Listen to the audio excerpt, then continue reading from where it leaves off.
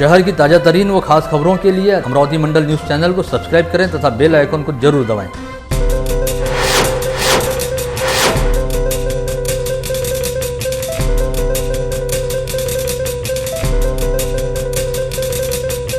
नमस्कार, दैनिक अमरावती मंडल के मंडल news bulletin में आप सभी का स्वागत है। आइए पेश करते हैं आज की कुछ खास खबरें। आज सोमवार 12 अक्टूबर से संत गाड़गे बाबा अमरावती विद्यापीठ द्वारा पदवी पाठ्यक्रमों के अंतिम वर्ष व अंतिम सत्र की ऑनलाइन परीक्षा ली जानी थी, जिसका टाइम टेबल घोषित करने के साथ ही तमाम तैयारियां विगत लंबे समय से की जा रही थी। लेकिन ऐन समय पर कुछ तकनीकी कारणों के चलते परीक्षा से महज कुछ घंटे पहले रविवार की शाम विद्यापीठ प्रशासन ने इस परीक्षा को स्थगित करने का निर्णय लिया। साथ ही कहा कि अब 2 दिन के भीतर इस परीक्षा के लिए नया टाइम टेबल घोषित किया जाएगा और तकनीकी दिक्कतों को दूर कर लिया जाएगा। परीक्षा से ऐन कुछ घंटे पहले विद्यापीठ द्वारा लिए गए इस निर्णय की वजह से परीक्षार्थियों में जबरदस्त हड़कंप व संभ्रम देखा जा रहा है। रविवार की दोपहर तक इस परीक्षा से संबंधित नियोजन पूरा हो चुकने का दावा विद्यापीठ द्वारा किया गया था और कुलगुरु डॉक्टर मुरलीधर चांदेकर ने यह ऑनलाइन परीक्षा सफलतापूर्वक पूर्ण होने की अपेक्षा भी व्यक्त की थी। लेकिन इसके कुछ ही देर बाद रविवार की शाम विद्यापीठ प्रशासन द्वारा कुछ तकनीकी दिक्कतों को सामने करते हुए 12 अक्टूबर से शुरू होने वाली परीक्षा को फिलहाल स्थगित करने का निर्णय लिया गया है। विश्वसनीय सूत्रों से मिली जानकारी के मुताबिक संत गाड़गे बाबा अमरावती विद्यापीठ द्वारा ऑनलाइन परीक्षा के लिए नागपुर की जिस कंपनी को जिम्मा सौंपा गया वह आईटी कंपनी गोंडवाना विद्यापीठ द्वारा ब्लैकलिस्टेड की गई है।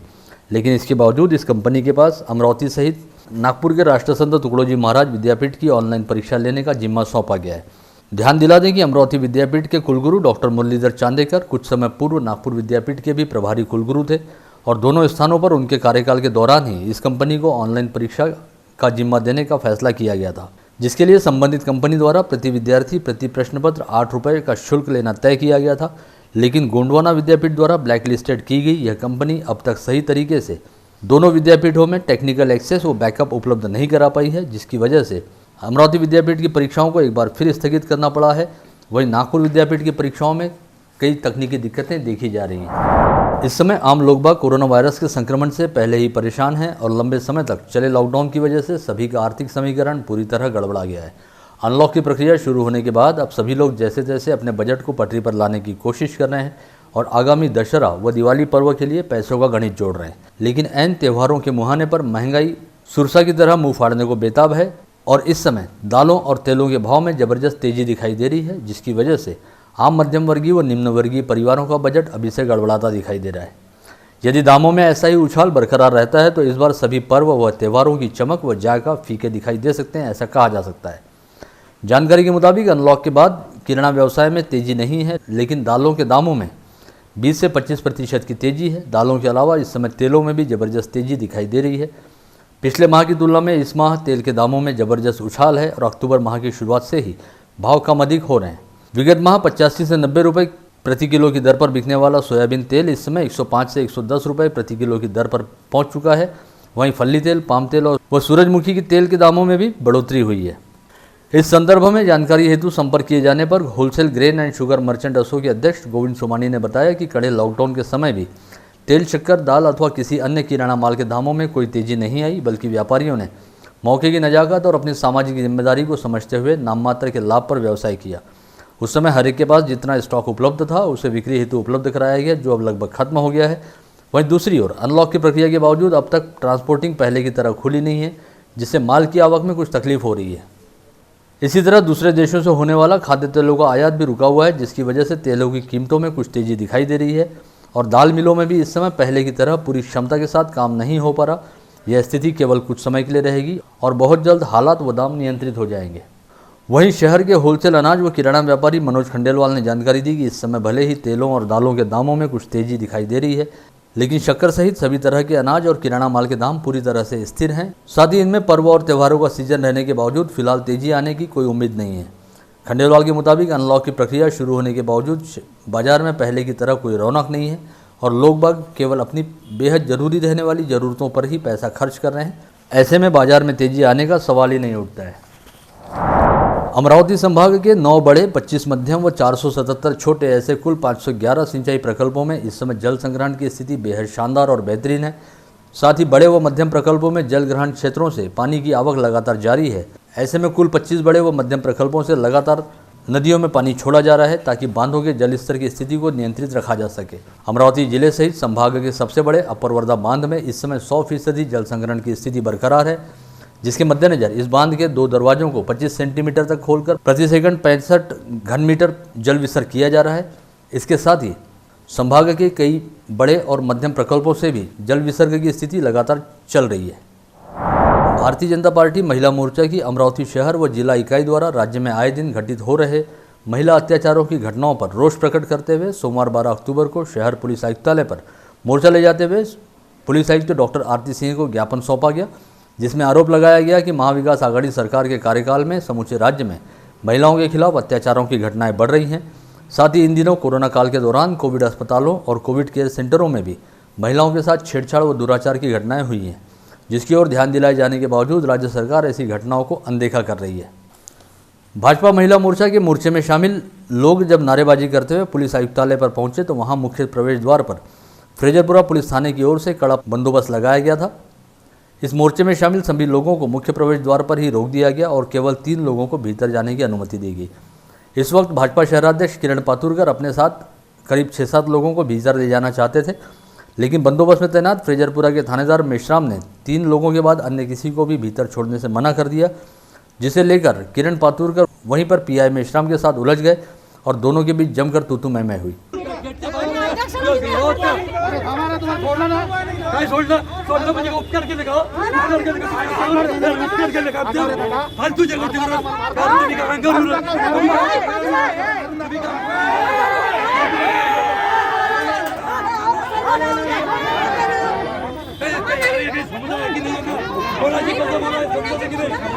बाद में दोनों को समझा बुझाकर शांत किया गया तथा 3 अन्य महिला पदाधिकारियों को भी भीतर जाने की अनुमति दी गई। स्थानीय अमरावती जिला परिषद शिक्षक सहकारी बैंक के उपाध्यक्ष पद का चुनाव सोमवार 12 अक्टूबर को संपन्न हुआ, जिसमें शिक्षक समिति के उम्मीदवार छोटू सिंह सोमवंशी निर्विरोध उपाध्यक्ष चुने गए। विगत 10 वर्षों से चिखलदरा पंचायत समिति के अंतर्गत बतौर शिक्षक कार्यरत रहने वाले छोटू सिंह सोमवंशी विगत चुनाव में शिक्षक समिति की ओर से बैंक के संचालक निर्वाचित हुए थे और शिक्षक समिति ने छोटू सिंह सोमवंशी को उपाध्यक्ष पद हेतु अपना उम्मीदवार बनाया था, जिनका निर्विरोध चयन हुआ है। इस समय पूरी दुनिया कोरोना की महामारी के खिलाफ कारगर रहने वाली वैक्सीन का इंतजार कर रही है, जिसे लेकर दुनिया भर की प्रयोगशालाओं में जबरदस्त अनुसंधान भी चल रहे हैं।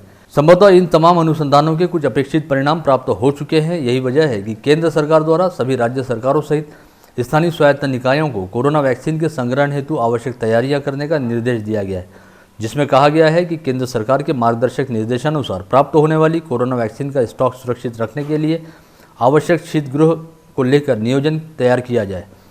केंद्र सरकार की ओर से जारी पत्र के मद्देनजर महानगर पालिका के वैद्यकीय स्वास्थ्य अधिकारी कार्यालय के द्वारा मनपा के आरसीएच अधिकारी डॉक्टर विक्रांत राजूरकर को एक पत्र जारी कर कोरोना वैक्सीन संग्रहण व शीतगृह व्यवस्थापन के पूर्व नियोजन हेतु निर्धारित प्रारूप में जानकारी का संकलन व एकत्रीकरण करने के निर्देश दिए गए हैं, ताकि कोरोना वैक्सीन की खेप प्राप्त होने पर उसके हैंडलिंग व सप्लाई में किसी तरह की कोई दिक्कत न हो। बडनेरा निर्वाचन क्षेत्र के विधायक रवि राणा और उनके नेतृत्व वाली युवा स्वाभिमान पार्टी द्वारा स्थानीय जिलाधीश कार्यालय परिसर में बारिश की वजह से खराब हुए सोयाबीन के फसल के ढेर को लाकर जलाते हुए फूंक दिया गया। इस आंदोलन के साथ ही विधायक रवि राणा व युवा स्वाभिमान पार्टी की ओर से जिलाधीश को ज्ञापन सौंपते हुए मांग की गई कि मानसून की वापसी के दौरान हुई बारिश के चलते जो नुकसान हुआ है उसका जल्द से जल्द पंचनामा किया जाए और नुकसान प्रभावित किसानों को तत्काल 50,000 रुपये की मदत दी जाए। जवळपास या विदर्भातल्या महाराष्ट्राच्या शेतकऱ्यांनी जेव्हापासून महाआघाडीची सरकार झाली 10,000च्या वर शेतकऱ्यांनी आत्महत्या केली। अशी परिस्थिती या विदर्भाची महाराष्ट्राची झालेली आहे आणि पूर्ण सोयाबीन अवकाळी पावसामुळे नष्ट झालं, ज्वारी नष्ट झाली, मका नष्ट झाला। त्याच पद्धतीनं कापसाच्या बोंड जाग्यावर सडल्या, कापसावर लाल्यासारखा रोग आलेला आहे, संत्र गळत आहे। अशा कठीण परिस्थितीमध्ये ना कृषी मंत्र्याचे दर्शन होत आहे, ना राज्याच्या मुख्यमंत्र्याचे दर्शन होत आहे। बडनेरा निर्वाचन क्षेत्र के विधायक रवि राणा ने शहर की साफ सफाई और सड़कों के गड्ढों सहित शहर से संबंधित विभिन्न विषयों को लेकर सोमवार की दोपहर मनपा आयुक्त प्रशांत रोड़े के कक्ष में एक बैठक बुलाई, जिसमें उन्होंने मनपा अधिकारियों को जमकर आड़े हाथ लिए। विधायक रवि राणा ने आरोप लगाया कि अमरावती महानगर पालिका क्षेत्र अंतर्गत मूलभूत सुविधाओं एवं जनता से संबंधित समस्याओं को लेकर प्रशासन पूरी तरह से बेफिक्र है और शहर के विकास कामों के साथ साथ शहर की साफ सफाई की ओर प्रशासन का कोई ध्यान नहीं है। विधायक रवि राणा ने आरोप लगाया कि इस महानगर पालिका के कई अधिकारियों ने शहर को पूरी तरह से राम भरोसे छोड़ दिया है। विधायक रवि राणा द्वारा मनपा अधिकारियों को जमकर आड़े हाथ लेने के साथ ही कहा गया कि मनपा अधिकारी खुद को अमरावती शहर का मालिक न समझें बल्कि जनता के सेवक के तौर पर काम करें और जनता को किसी तरह की कोई तकलीफ नहीं होनी चाहिए, अन्यथा वे अधिकारियों के खिलाफ आवश्यक कदम उठाएंगे। महिलाओं के विकास हेतु कार्यरत उम्मीद अभियान के कर्मचारी व अधिकारियों को सेवा बाह्य संस्था से न जोड़ते हुए पूर्ववत बरकरार रखने की उम्मीद को लेकर आज उम्मीद अस्थायी कर्मचारी कृति समिति की ओर से जिलाधीश के जरिए मुख्यमंत्री को निवेदन भेजा गया। इस निवेदन में बताया गया कि महाराष्ट्र राज्य ग्रामीण जीवनोन्नति अभियान राज्य में वर्ष 2011 से शुरू है। इस अभियान अंतर्गत महिलाओं की संस्थाएं स्थापित करने और महिलाओं को आर्थिक रूप से सक्षम करते हुए उन्हें साक्षर बनाने का काम किया जाता है। लेकिन जिन कर्मचारियों का करार खत्म होने के बाद उन्हें पुनर्नियुक्ति दी जानी थी, वह करार रोक दिया गया है। इसकी वजह से समूचे राज्य में इस अभियान का काम रुका हुआ है। ऐसे में इस अभियान को पूर्ववत शुरू करते हुए इस अभियान में कार्यरत कर्मचारियों के साथ करार का नूतनीकरण जल्द से जल्द किया जाना चाहिए। विदर्भ क्षेत्र की कुलस्वामिनी तथा अमरावती की ग्राम देवत रहने के साथ ही लाखों श्रद्धालु भक्तों की आराध्य रहने वाली श्री अम्बा देवी व श्री एकवीरा देवी मंदिर में आगामी 17 अक्टूबर से नवरात्रोत्सव शुरू होने जा रहा है। लेकिन इस वर्ष कोरोना की महामारी के चलते आम श्रद्धालुओं के लिए मंदिर के कपाट बंद रहेंगे। लेकिन बावजूद इसके दोनों मंदिर संस्थानों द्वारा देवी के मंदिर में आभूषणों एवं अलंकारों को चमकाने का काम इस समय किया जा रहा है। बता दें कि अम्बा देवी व एकवीरा देवी मंदिर में श्रद्धालुओं द्वारा बड़े पैमाने पर सोने चांदी के आभूषण एवं अलंकार भेंट दिए जाते हैं, जिनके जरिए प्रतिवर्ष देवी का आकर्षक साज श्रृंगार किया जाता है। प्रतिवर्षानुसार इस वर्ष भी नवरात्र से ठीक पहले सभी आभूषणों एवं अलंकारों की साफ सफाई करते हुए उन्हें चमकाने का काम किया जा रहा है। हालांकि इस बार कोरोना संक्रमण के खतरे को देखते हुए मंदिर के कपाट आम श्रद्धालुओं के लिए पूरी तरह से बंद रहेंगे और प्रतिवर्षानुसार इस वर्ष अम्बा देवी की यात्रा का आयोजन भी नहीं होगा। लेकिन मंदिर में नवरात्रोत्सव के दौरान दोनों समय अम्बा देवी व एकवीरा देवी की विधि विधान से पूजा अर्चना व आरती हुआ करेगी। विगत 2 माह से सरपट भाग रही कोरोना संक्रमण की रफ्तार में सोमवार 12 अक्टूबर को अचानक एक बड़ा डाउनफॉल देखा गया, जब सोमवार को RT-PCR व रैपिड एंटीजन टेस्ट में अमरावती जिले में केवल 23 लोगों की रिपोर्ट पॉजिटिव आई है। यह आंकड़ा अमरावती शहर व जिले के लिहाज से एक बेहद सुखद आश्चर्य का धक्का कहा जा सकता है। विगत लंबे समय के बाद पहली बार ऐसा हुआ है कि जब कोरोना संक्रमितों का आंकड़ा दहाई में है। जिला शल्य चिकित्सक कार्यालय द्वारा दी गई रिपोर्ट के मुताबिक सोमवार को RT-PCR टेस्ट में 17 और रैपिड एंटीजन टेस्ट में मात्र 6 लोग कोरोना संक्रमित पाए गए हैं, जिनमें 3 अल्पवयीन बच्चों सहित 16 पुरुषों और 4 महिलाओं का समावेश रहा। RT-PCR टेस्ट में पॉजिटिव पाए गए 17 लोगों में से 9 लोग अमरावती जिला परिषद से संबंधित हैं। विगत अगस्त व सितंबर माह के दौरान रोजाना 250 से 350 नए संक्रमित मरीज मिलना आम बात हो गई थी। वहीं जारी अक्टूबर माह के प्रारंभ से कोरोना की रफ्तार में गिरावट देखी गई और सोमवार को यह आंकड़ा एकदम ही घट गया। हालांकि सोमवार को अमरावती जिले में 2 कोरोना संक्रमितों की मौत होने की जानकारी सामने आई है। इस समय तक कुल 332 लोग कोरोना संक्रमण की वजह से दम तोड़ चुके हैं।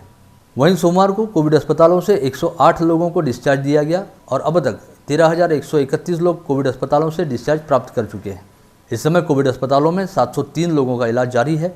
वहीं अमरावती मनपा क्षेत्र में 314 तथा ग्रामीण इलाकों में 488 असिम्टोमेटिक मरीजों को होम आइसोलेशन के तहत रखकर उनकी स्वास्थ्य निगरानी और इलाज किया जा रहा है। विगत माह कोरोना संक्रमितों की लगातार बढ़ती संख्या के मद्देनजर सरकारी व निजी कोविड अस्पतालों में कोरोना संक्रमित मरीजों को भर्ती करने हेतु बेड कम पड़ने लगे थे, जिसके चलते जिला प्रशासन द्वारा सुपर स्पेशलिटी हॉस्पिटल से सटे सरकारी ITI की इमारत सहित विभागीय क्रीड़ा संकुल के प्रशस्त हॉल में 2 कोविड अस्पताल बनाने के प्रयास शुरू किए गए थे। लेकिन अब जारी अक्टूबर माह के दौरान कोरोना के नए संक्रमित मरीज मिलने का प्रमाण घटा है और इससे पहले कोविड संक्रमित पाए गए मरीज बड़ी संख्या में कोविड मुक्त होकर डिस्चार्ज प्राप्त करते हुए अपने घर लौट रहे हैं। ऐसे में सभी सरकारी व निजी कोविड अस्पतालों में बड़े पैमाने पर बेड खाली पड़े हैं, जिसकी वजह से अब दोनों नए प्रस्तावित कोविड अस्पतालों को शुरू करने का काम रोक दिया गया है, क्योंकि फिलहाल जिले में अतिरिक्त बेड की जरूरत ही नहीं बची। साथ ही अब हर कोई यही अपेक्षा कर रहा है कि धीरे धीरे कम होते हुए कोरोना की संक्रामक बीमारी पूरी तरह से खत्म हो जाए और अंत तक नए कोविड अस्पताल बनाने की जरूरत ही न पड़े। दरियापुर के किराना व्यापारी सुभाष पनपालिया सहित अमरावती निवासी सामाजिक कार्यकर्ता अजय पड़सकर ने खुद कोविड मुक्त होने के बाद अपने ब्लड ग्रुप से मैच करने वाले 2 कोरोना संक्रमित मरीजों को जीवन दान देने हेतु PDMC अस्पताल की ब्लड बैंक पहुंचकर अपना प्लाज्मा दान किया। इस समय ब्लड बैंक के डॉक्टर आशीष तायडे, डॉक्टर रुचि सारडा, सचिन काकड़े, दिनेश चपरे तथा रक्तदान समिति के महेंद्र भुतला, राकेश ठाकुर व सुनील अग्रवाल ने इस प्लाज्मा दान हेतु सुभाष पनपालिया सहित अजय पड़सकर का अभिनंदन किया। कोरोना संक्रमण को नियंत्रित करने हेतु किए जाने वाले उपाय योजनाओं को लेकर आज नागपुरी गेट पुलिस थाने में आयोजित कार्यक्रम के दौरान थानेदार अर्जुन ठोसरे द्वारा पुलिस थाने के सभी कर्मचारियों को शपथ दिलाई गई। इस समय दुय्यम पुलिस निरीक्षक संजय जवेरी, पीएसआई अयूब शेख, एएसआई विलास पोलेकर सहित अन्य कर्मचारी उपस्थित थे। स्थानीय मनपा के बडनेरा जोन अंतर्गत उजागर हुए निजी शौचालय घोटाला मामले में नामजद किए गए ऋषिकेश चांगोले नामक आरोपी ने सोमवार की दोपहर सीजेएम कोर्ट के समक्ष पेश होकर आत्मसमर्पण किया। पश्चात इसकी सूचना शहर पुलिस को दी गई और आरोपी चांगोले को आर्थिक अपराध शाखा अपने साथ ले गई। मनपा के बडनेरा जोन में कथित तौर पर बनाए गए निजी शौचालयों के फर्जी बिलों की फाइल पेश किए जाने का मामला उजागर होने पर की गई जांच में पता चला था कि इससे पहले कई लोगों ने शौचालय निर्माण के फर्जी बिल पेश कर मनपा की तिजोरी को करीब 2.25 करोड़ रुपए का चूना लगाया था। इस मामले को लेकर जिन लोगों के खिलाफ अपराध दर्ज किया गया था उनमें ऋषिकेश चांगोले भी एक आरोपी था, जिसके बैंक खाते में 134 शौचालयों के निर्माण को लेकर करीब 23 लाख रुपए की राशि मनपा की तिजोरी से ट्रांसफर की गई थी। पुलिस विगत लंबे समय से ऋषिकेश चांगोले की तलाश कर रही थी और वह फरार चल रहा था, जिसने सोमवार की दोपहर खुद होकर अदालत के समक्ष सरेंडर किया है। वहीं दूसरी ओर शनिवार को स्थानीय बस स्थानक परिसर से गिरफ्तार किए गए आरोपी प्रणय मेहरे के 2 दिन की पीसीआर अवधि खत्म होने के बाद उसे दोबारा कोर्ट में पेश किया गया, जहां से अदालत ने उसे न्यायिक हिरासत में रखने का आदेश पारित कर सेंट्रल जेल रवाना कर दिया। स्थानीय अकोली रोड के विश्राम नगर परिसर से क्रिकेट सट्टा मामले में पकड़े गए 4 आरोपियों यवतमाल के सिंधी कैंप निवासी रमेश सुगनचंद कटारिया, अविनाश विजय कुमार प्रेमचंदानी, एकता नगर निवासी आकाश राजू वीरखेड़े तथा अकोला के सिंधी कैंप निवासी राजकुमार ईश्वरलाल गेही की पीसीआर अवधि रविवार को खत्म हुई। पश्चात पुलिस द्वारा इन चारों आरोपियों के रविवार की दोपहर अदालत में पेश किए जाने पर कोर्ट ने इन्हें 14 दिनों की न्यायिक हिरासत में रखने का आदेश जारी किया था। इसके साथ ही चारों आरोपी अमरावती सेंट्रल जेल रवाना कर दिए गए थे। वहीं इन चारों आरोपियों द्वारा अदालत में रविवार को ही जमानत आवेदन किया गया था, जिस पर अदालत ने सोमवार 12 अक्टूबर को सुनवाई की और उनकी जमानत को मंजूर किया। इसके अलावा इस मामले में गत रोज नागपुर से पकड़े गए 2 लोगों की पीसीआर अवधि मंगलवार 13 अक्टूबर को खत्म होगी, जिसके बाद उन्हें दोबारा स्थानीय अदालत में पेश किया जाएगा। अकोला के पास ही स्थित बालापुर तहसील के बोरवाखड़ी गांव में शनिवार 10 अक्टूबर की रात पैसों के लेन देन को लेकर हुए विवाद में मोहन भाऊराव क्षीरसागर ने अपनी बहू सोनाली अक्षय क्षीरसागर की पीठ पर पिस्तौल से गोली दाग दी। इस घटना में सोनाली क्षीरसागर बुरी तरह से घायल हो गई और उसे इलाज हेतु अस्पताल में भर्ती कराया गया। घटना की जानकारी मिलते ही बालापुर पुलिस ने घटनास्थल पर पहुंचकर पंचनामा किया और मोहन क्षीरसागर के खिलाफ दफा 307 के तहत हत्या के प्रयास का अपराध दर्ज किया। मामले की जाँच जारी है। बडनेरा पुलिस थाना क्षेत्र के अकोला रोड स्थित होटल लैंडमार्क में देर रात के वक्त होटल बंद करते समय संजय रमेश जगधने, उज्ज्वल दादाराव मेश्राम, राहुल विश्वनाथ कोक ने इन 3 आरोपियों ने शराब की मांग की और शराब न देने पर आरोपियों ने होटल में तोड़फोड़ मचाने के साथ ही होटल संचालक के पुत्र परवेश नितिन कदम पर हमला कर उसे घायल कर दिया। साथ ही उसके गले से 75,000 रुपये कीमत की सोने की चेन लूटकर भाग गए। बडनेरा पुलिस ने तीनों आरोपियों को गिरफ्तार करने में सफलता हासिल की है। बडनेरा पुलिस थाना क्षेत्र के कोठा बहाले निवासी 19 वर्षीय पपीता मिश्रीलाल उइके उर्फ पप्पी बिहारी उइके नामक युवती पर आसमान से बिजली गिर जाने के कारण उसकी मौत हो गई। पुलिस ने घटनास्थल का पंचनामा कर लाश को पोस्टमार्टम के लिए अमरावती जिला अस्पताल के पोस्टमार्टम गृह रवाना किया है। गाड़गनगर पुलिस थाना क्षेत्र के सीताराम बाबा नगर में एक महिला ने चोरी करने का प्रयास करने वाले रायपुर निवासी मनसाराम राठिया को पड़ोसियों की सहायता से धर दबोचा और उसके बाद इस चोर को गाड़गनगर पुलिस के हवाले किया गया। चोर को पकड़ने वाली महिला द्वारा दिखाई गई बहादुरी की समूचे परिसर में सर्वत्र प्रशंसा हो रही है। बीते 3 माह में 2 मुँहे सांप की तस्करी किए जाने की घटनाएं लगातार उजागर हो रही हैं। ऐसी एक घटना अकोट तहसील के हिवरखेड़ स्थित इसाल पेट्रोल पंप के पास उजागर हुई। वन विभाग के अमरावती साइबर क्राइम सेल ने छापा मारकर जलगांव तहसील के अमोल महादेव हिवराले, लक्ष्मण राजू खिरोलकरे इन 2 आरोपियों को गिरफ्तार करने में सफलता हासिल की। उनके पास से 2 मुँहे सांप सहित 3 मोटरसाइकिलें बरामद की गई। इस समय अंधेरे का फायदा उठाते हुए 7 आरोपी मौके से भागने में कामयाब रहे। कोल्हापुरी गेट थाना पुलिस क्षेत्र के महाजनपुरा में पुंडलिक रावडे, विकास रावडे व प्रवीण रावडे इन 3 भाइयों ने शराब के नशे में चूर होकर पारिवारिक विवाद में छोटे भाई के घर पर धावा बोला। साथ ही इन तीनों भाइयों ने अपने 12 वर्षीय मासूम भतीजे समीर रावडे के सिर पर शराब की बोतल से हमला कर उसका सिर फोड़ दिया। पुलिस ने अपराध दर्ज करते हुए इन तीनों आरोपी भाइयों की तलाश शुरू की है। वलगांव पुलिस थाना क्षेत्र के टाकरखेड़ा शंभू में उधार दिए रुपए वापस मांगने को लेकर हुए विवाद में आरोपी रुपेश पुरी ने अजय उत्तम राव मेश्राम पर चाकू से हमला कर उसकी हत्या करने का प्रयास किया। इस मामले में वलगांव पुलिस ने रुपेश पुरी को गिरफ्तार कर लिया है। यह घटना बीती रात बस स्टैंड परिसर के पास घटित हुई। ससुरालियों की मांग पर मायके से पैसे लाने से इनकार करने वाली एक विवाहित महिला के मुंह में रुमाल ठूसते हुए उसके नाक की हड्डी फ्रैक्चर कर उसके साथ अमानवीय प्रताड़ना करने के मामले में पीड़िता की शिकायत पर राजापेट पुलिस ने उमेश विष्णुपंत ढगे और पीड़िता की सास के खिलाफ मारपीट और शारीरिक व मानसिक प्रताड़ना का अपराध दर्ज किया है। पीड़िता द्वारा दी गई शिकायत के मुताबिक उसका पति और सास हमेशा ही उसे अपने पिता के यहाँ से पैसे लाने का तगादा लगाया करते थे और अक्सर उसके साथ शारीरिक और मानसिक प्रताड़ना किया करते थे। एक तेज रफ्तार लग्जरी बस की टक्कर में दोपहिया सवार की मृत्यु होने की घटना 11 अक्टूबर की शाम वलगांव के पार्वती पेट्रोल पंप के साथ घटित हुई। इस संदर्भ में श्री कृष्ण मधुकर शिंदे द्वारा पुलिस में दर्ज कराई गई शिकायत में बताया गया कि उनका छोटा भाई हमेशा की तरह सब्जी खरीद कर लाने हेतु अपने दोपहिया से अमरावती जा रहा था। इसी समय वलगांव पेट्रोल पंप के पास विपरीत दिशा से आ रही एक तेज रफ्तार ट्रैवल बस के चालक ने लापरवाही से अपना वाहन चलाते हुए इस दोपहिया को टक्कर मारी। यह हादसा इतना भीषण था कि दोपहिया सवार की मौके पर ही मौत हो गई। हादसे के बाद बस चालक अपनी बस लेकर मौके से फरार हो गया। शिकायत के आधार पर वलगांव पुलिस ने सफ़ेद रंग की लग्जरी बस चालक के खिलाफ अपराध दर्ज किया है। कोरोना महामारी से ग्रामीण क्षेत्र के किसान, खेतिहर मजदूर और कामगारों के पास कोई काम नहीं है। विगत 5 माह से समूचा देश धीरे धीरे अनलॉक होने के बाद अब व्यवसायों ने भी तेजी पकड़ ली है और खेती किसानी में सोयाबीन व कपास आदि का काम शुरू होने के साथ ही विकास कामों का भी शुभारंभ हो रहा है। ऐसे में मेलघाट के आदिवासी मजदूर अब एक बार फिर दूसरे जिलों में स्थलांतरण करते दिखाई दे रहे हैं। कोरोना एवं लॉकडाउन के दौरान अपनी जान बचाने के लिए सैकड़ों किलोमीटर पैदल चलकर अपने गांव वापस लौटने वाले मेलघाट क्षेत्र के आदिवासी अब अपने पापी पेट के लिए कामकाज ढूंढने हेतु एक बार फिर अपना घर बार छोड़कर सैकड़ों किलोमीटर की यात्रा के लिए निकल रहे हैं। इसी के साथ आज का बुलेटिन यहीं समाप्त होता है। कल दोबारा आप सभी से मुलाकात होगी ऐसे ही कुछ खास खबरों को लेकर। तब तक के लिए नमस्कार।